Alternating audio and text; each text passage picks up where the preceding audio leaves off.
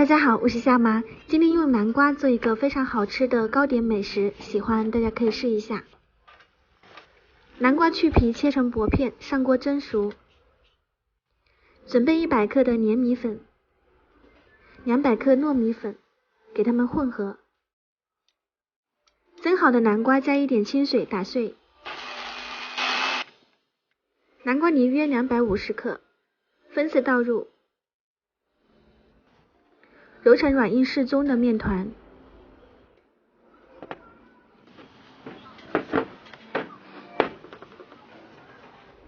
再分段搓成长条。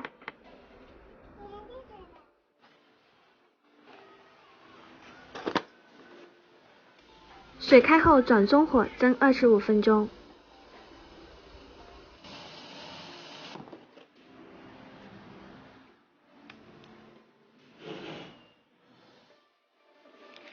蒸好的南瓜条有一点粘手，过一下冷水。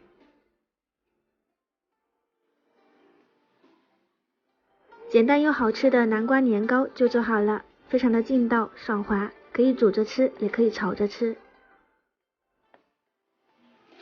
吃不完的可以包上保鲜膜，放到冰箱冷冻储存，随吃随拿，放上几个月没有问题。